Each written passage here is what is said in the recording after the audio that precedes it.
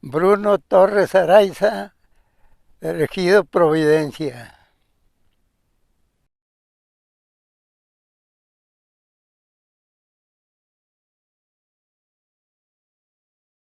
En los cultivos de temporal, como no había maquinaria anteriormente, se procuraba con animales, o sea, mulas, para el barbecho de la tierra.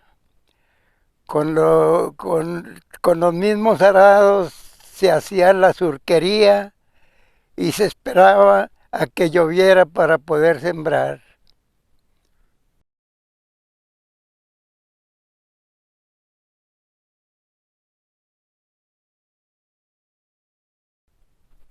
Yo tenía como de 8 a 10 años cuando mi abuelo me empezó a llevar a ayudarle a trabajar en el temporal, ayudándole yo a sembrar.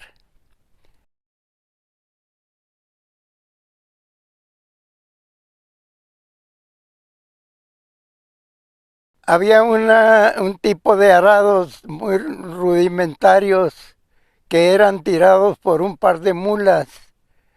Eh, Era un arado se le conocía como arado de una reja.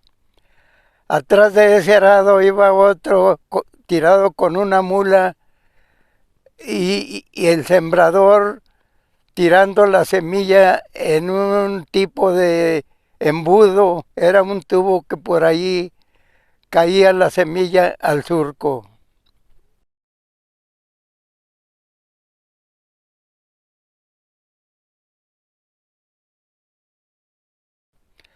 Claro que sí, porque para eso se procuraba sembrar el temporal para el abasto de toda la familia.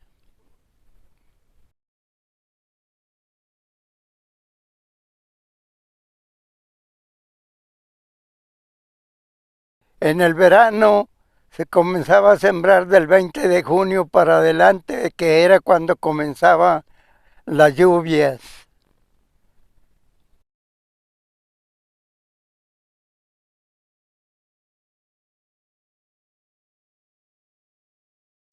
porque esos cultivos pasaron, después de ser casi los principales cultivos, empezaron a entrar otros cultivos como el maíz, el sorgo, que era para el alimento de los animales, de las muladas, y el algodón. Por eso ya no se sembró ni trigo ni frijol.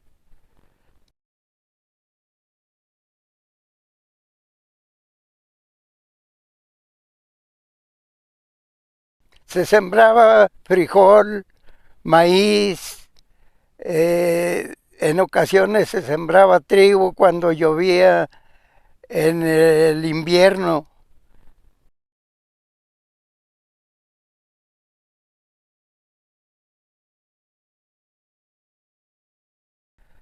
Eh, Esa pregunta,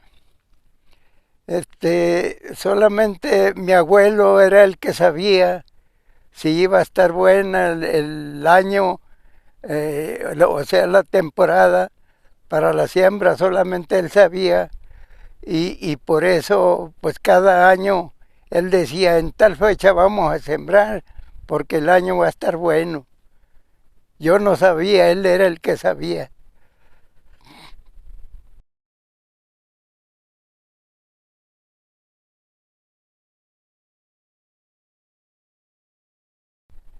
Era el temporal de mi abuelo era chico, era como unas 3 hectáreas, en la cual trabajábamos mi abuelo, mis tíos que eran dos, unos primos de mi edad en aquel tiempo éramos como cuatro, en total éramos de 8 a 10 personas.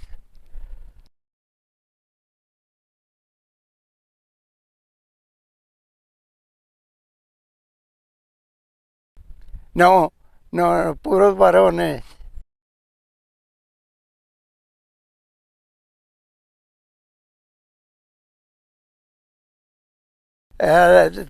Todo el tiempo se dedicaban al hogar las mujeres.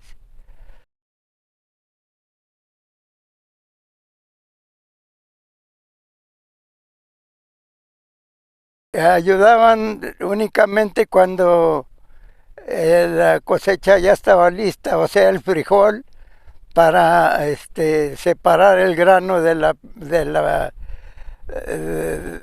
la mata, por decirlo.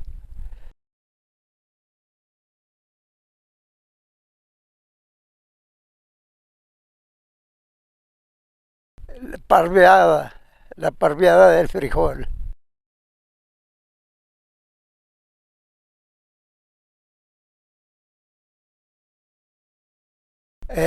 A mano, era manual, a garrotazos se quebraban las vainas.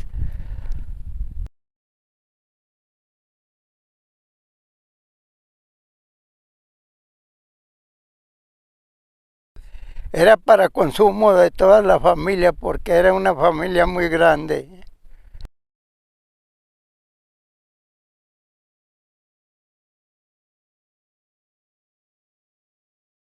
No, no se vendía.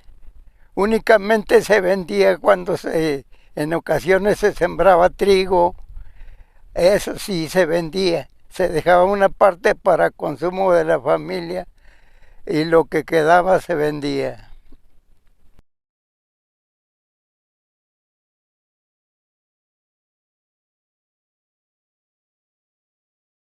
Cuando llegó la edad que ya estaba yo en la escuela, me gustó mucho siempre las matemáticas, pero llegó la juventud y dejé a un lado todo eso. Ya no me gustó estudiar, pero yo quería seguir estudiando. Llegó el momento en que se me quitaron las ganas de estudiar.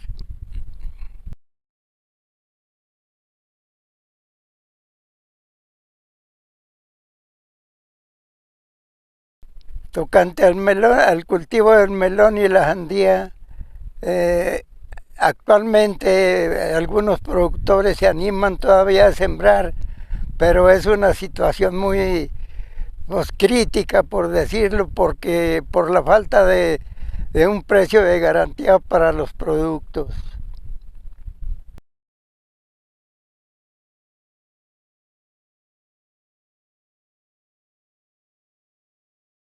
Pues no, porque todo el tiempo sobre los precios, los coyotes son los que se llevan la mayor tajada y el productor se queda en veces hasta con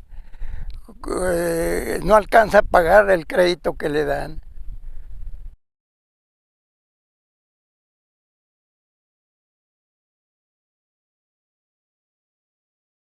Eh, en los principios, por los años 60, siempre estaba muy bueno el precio y la mayoría de los ejidatarios sembrábamos esas frutas. En mayor escala el melón, la sandía era menos.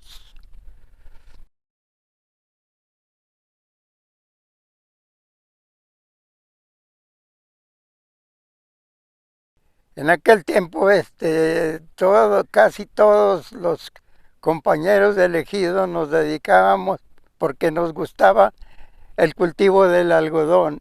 Era más rentable también.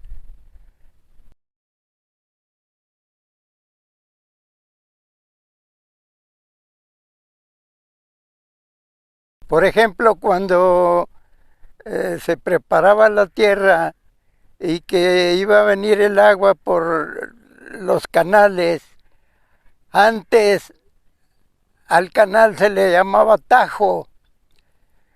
El agua que llegaba, la primer venida del agua era para lo que le llamábamos aniego Y ahora en la actualidad ya no se usan esas palabras. Ahora el tajo son los canales. El aniego es el riego de presiembra.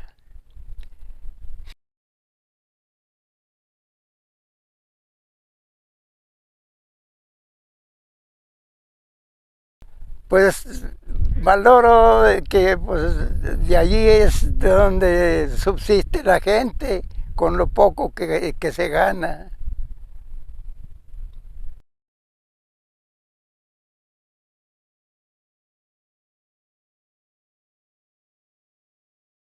Pues ya no, porque en primer lugar no hay créditos.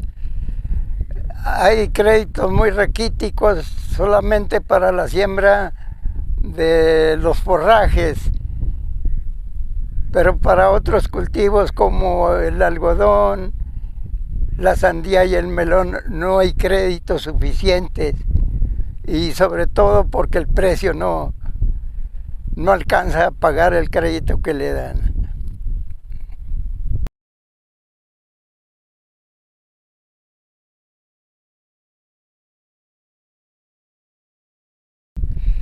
Cuando era sandía, eh, a simple vista se veía la sandía. Mire, por ejemplo, cuando no maduraba la sandía tenía un color verde opaco, y cuando ya maduraba estaba el color un poco brillante, que era cuando ya estaba bien para el corte.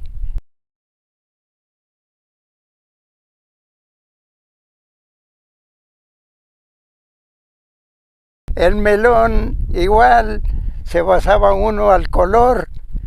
Por ejemplo, el melón chino,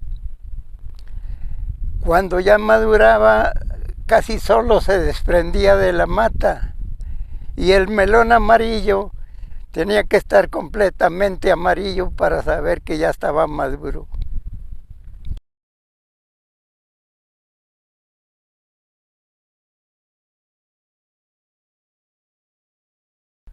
Pues por lo mismo del crédito, y sobre todo que existen muchas plagas dañinas que en partes, en grandes partes ya no se puede controlar. Por eso ya es poco es poco lo que se siembra de ese cultivo. Tampoco hay apoyos y los precios están muy bajos también.